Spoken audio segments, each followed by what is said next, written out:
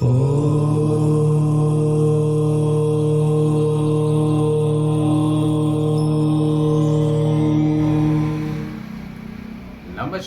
दोस्तों, मैं आपका अपना Sandeep Singh Chauhan astro clinic channel पर आप सभी का हार्दिक अभिनंदन वंदन व स्वागत करता हूँ। मित्रों, आज का विषय है प्रेम विवाह। इस विषय पर सबसे ज़्यादा मुझसे सवाल किए जाते हैं। इसी कारण से मैंने ये वीडियो बनाने का प्रयास किया है ताकि मैं जिज्ञासु नव युवक युवतियों को जवाब दे सकूं या उनको समझा सकूं कि उनकी कुंडली में प्रेम विवाह योग है कि नहीं। मित्रों, प्रेम को देखने के लिए कुंडली का 5th हाउस देखा जाता है। इसी प्रकार से विवाह को देखने के लिए कुंडली का 7वां भाव देखा जाता है। अगर 5th हाउस का लॉर्ड और 7th हाउस के लॉर्ड में कोई संबंध बनता है तो मित्रों हम कह सकते हैं कि प्रेम विवाह का योग हो सकता है।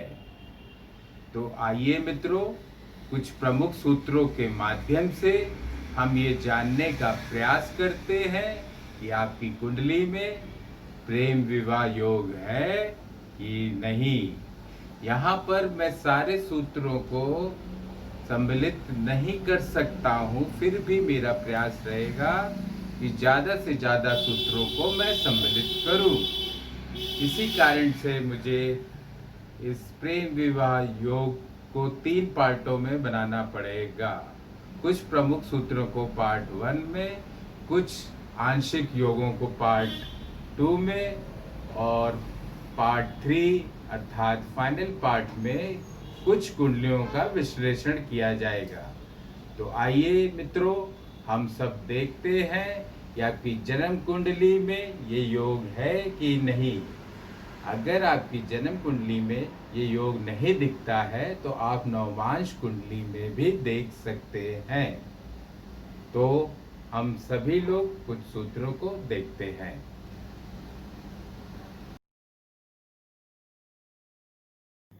आइए मित्रों, प्रेम विवाह को देखने के लिए 5th हाउस के लॉर्ड तथा 7th हाउस के लॉर्ड की स्थिति को देखना पड़ता है। प्रेम विवाह योग को 3 प्रकार से समझा जा सकता है। पहला है राशि परिवर्तन, दूसरा है युति, तीसरा है दृष्टि संबंध। अब पहला जो राशि परिवर्तन है, इसको किस प्रकार से समझा जा सकता है। मैं यहाँ प्रयास करूँगा कि जो ज्योतिष को नहीं जानता, थोड़ी सी भी जानकारी नहीं रखता, उसको समझाने का प्रयास करूँगा। राशि परिवर्तन में आप ये समझ लिए कि प्रेमी प्रेमिका के घर चला जाता है और प्रेमिका प्रेमी के घर चली जाती है। तो इसको हम राशि परिवर्तन कह सकते हैं और कह सकते हैं कि प्रेम विवाह होने का योग है। दूसरा है युति। युति को इस प्रकार से समझा जा सकता है कि प्रेमी और प्रेमिका साथ में कहीं बैठे हैं, साथ ही में घूमने जाते हैं, उनका मन हमेशा साथ में ही रहता है। अगर 5th हाउस का लॉर्ड 7th हाउस के लॉर्ड के साथ कहीं भी युति बनाता है तो प्रेम विवाह का योग बनता है। तीसरा दृष्टि संबंध। प्रेमी और प्रेमिका प्रेम की जब शुरुआत करते हैं तो दृष्टि से ही करते हैं, एक दूसरे को देखते हैं, दोनों एक दूसरे को पसंद करते हैं। इसी प्रकार से अगर कुंडली में 5th हाउस का लॉर्ड 7th हाउस के लॉर्ड को दृष्टि संबंध बना रहे हैं दोनों एक दूसरे से, तो ये माना जा सकता है कि प्रेम विवाह का योग कुंडली में है। आइए इसको कुछ एग्जाम्पल के तौर पर देखते हैं। सबसे पहले राशि परिवर्तन के उदाहरण से समझने का प्रयास करते हैं। एग्जाम्पल 1, मेष लगन की कुंडली है जो कि 1 नंबर से स्टार्ट होती है। 5वें घर में आप देखेंगे 5 नंबर लिखा हुआ है, अर्थात 5th हाउस का लॉर्ड सूर्य हुआ। 7वें घर में आप देखेंगे 7 नंबर लिखा हुआ है, अर्थात 7वें घर का लॉर्ड शुक्र हुआ। सूर्य शुक्र के घर में जाके बैठ गया है और शुक्र सूर्य के घर में जाके बैठ गया है। इसे कहते हैं राशि परिवर्तन। 5th हाउस के लॉर्ड और 7th हाउस के लॉर्ड ने आपस में राशि परिवर्तन कर लिया। इस तरह से हम कह सकते हैं कुंडली में प्रेम विवाह योग है। राशि परिवर्तन को दूसरे एग्जाम्पल से समझने का प्रयास करते हैं। कर्क लगन की कुंडली है जो कि 4 नंबर से स्टार्ट होती है। 5th हाउस का लॉर्ड यहां पर मंगल है और 7th हाउस का लॉर्ड शनि है। जैसा कि आप देख पा रहे हैं कि मंगल ने शनि के घर में चला गया है और शनि मंगल के घर में चला गया है, अर्थात 5th हाउस के लॉर्ड ने 7th हाउस के लॉर्ड के साथ राशि परिवर्तन किया है। तो हम यहाँ पर भी कह सकते हैं कि प्रेम विवाह योग है।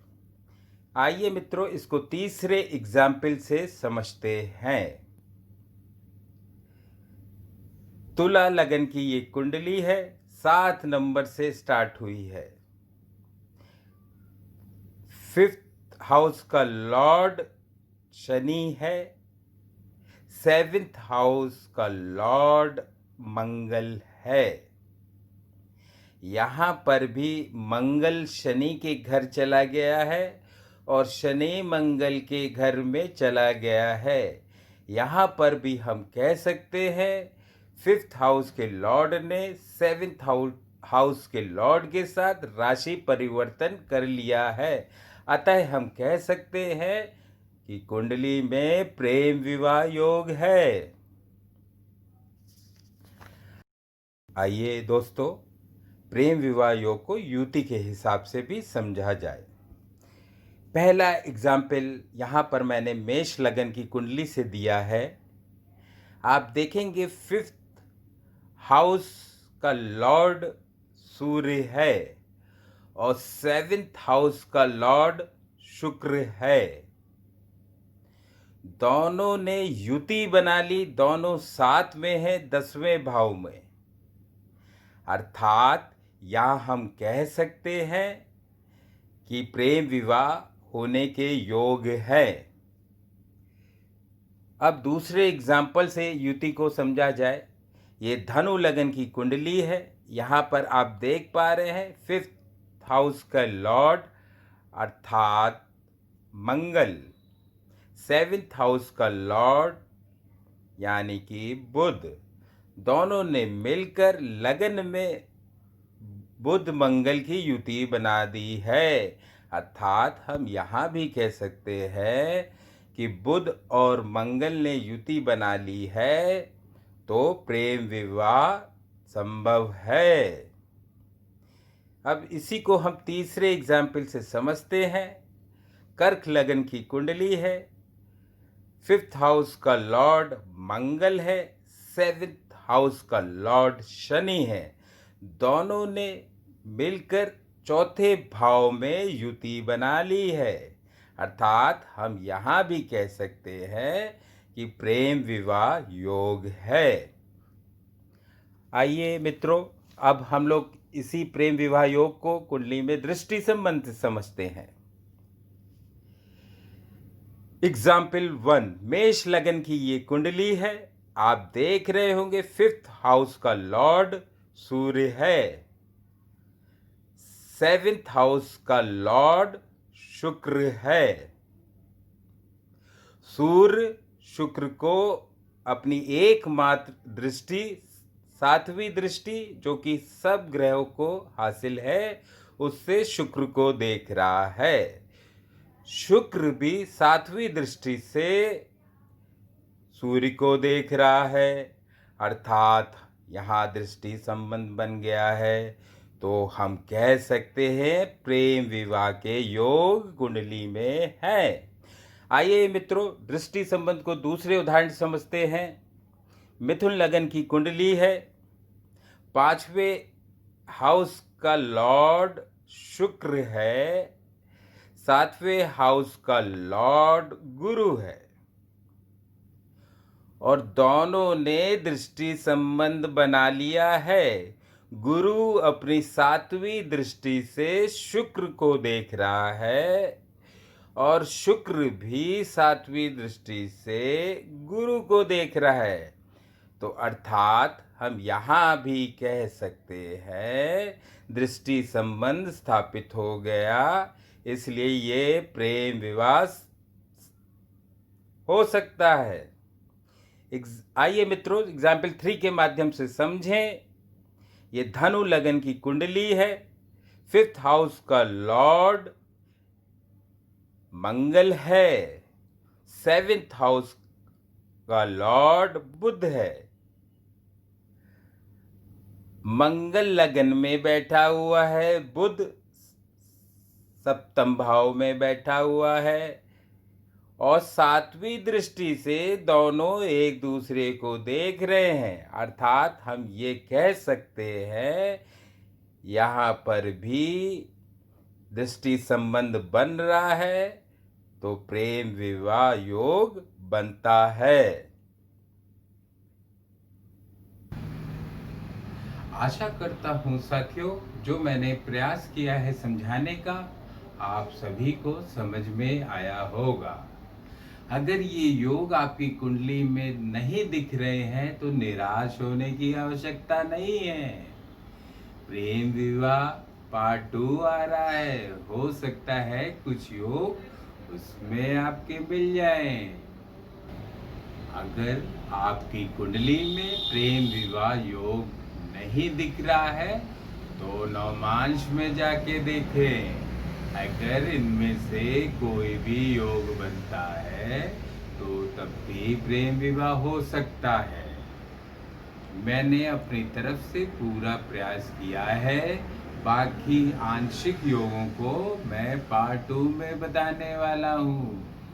तो आप सभी मेरे वीडियो को लाइक करें, सब्सक्राइब करें, कमेंट करें, ताकि मैं अधिक से अधिक जानकारी आप तक पहुंचा सकूं। इन्हीं शब्दों के साथ आपका अपना संदीप सिंह चौहान आपसे विदा लेता है। नमस्कार दोस्तों।